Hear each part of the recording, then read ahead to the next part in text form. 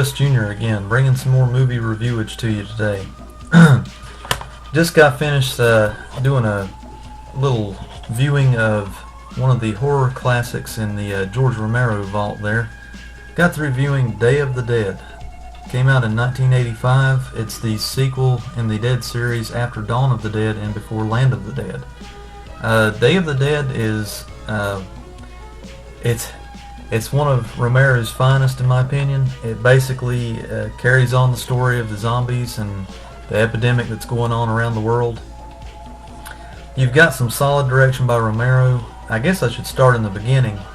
If any horror buff has ever taken the time and has read some of the parts of the Day of the Dead script, you'll notice that the script is a very grander scale to it.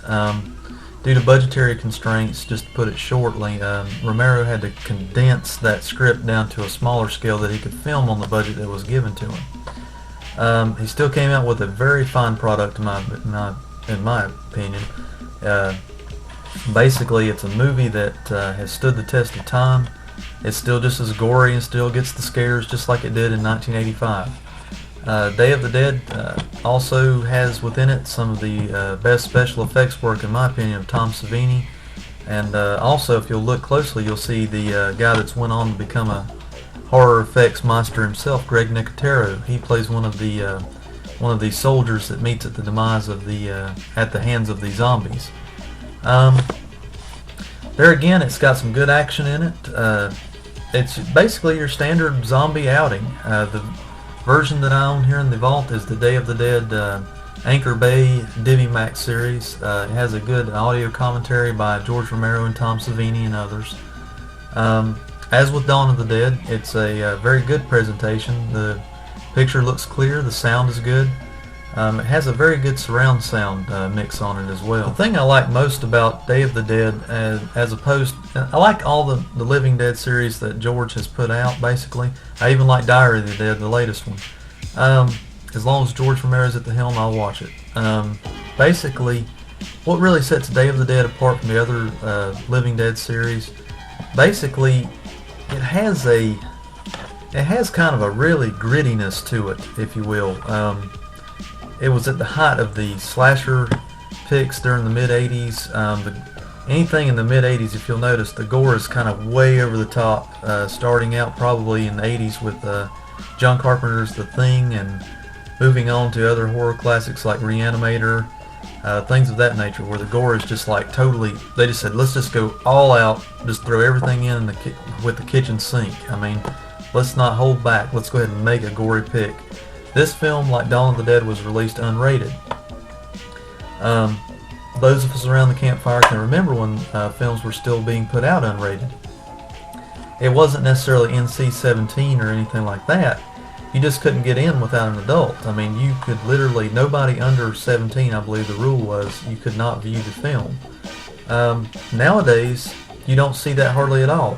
Making a movie like this for a lower budget, putting it out unrated or non-rated, is basically the kiss of death for any type of small feature. You can't get it posted at the movie theaters, and if a local theater chain does put it in there, some of them won't even post the title in the local newspapers or the local website so that everybody knows that it's there. They'll just say call the theater for information. And another thing I like about Day of the Dead as opposed to its predecessors, Night and Dawn, it's almost as like I know along the way, you know, you had the 60s, the 70s, and now the 80s. The 80s, the horror effects, the prosthesis and things of that nature that they used, Tom Savini used in his laboratory, if you will, have progressed along the 2 decades worth of progression to where they looked a lot more realistic, rather than the just basic gray face paint that they used in Dawn of the Dead. That's what I like about it, because it adds a little touch of authenticity to the fact that it shows as though the story has progressed to where the zombies have actually taken over the world. Well, naturally, if these living dead creatures have been around for 2 decades worth, they're going to look a little bit rough. They're going to look even more haggard than they did in the first 2 movies. That I think they accomplished in this movie, and they do look, especially the ones you see up close to the camera, they look very, very vile and very, very haggard, very nasty looking zombies. All in all, not a bad zombie flick.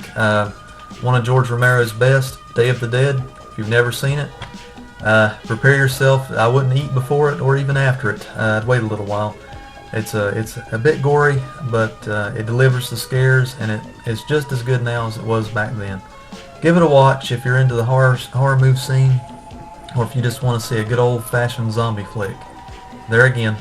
Take care, folks. This has been a review of George Romero's Day of the Dead. More to come for sure. Subscribe if you will. If not, we'll see you next time.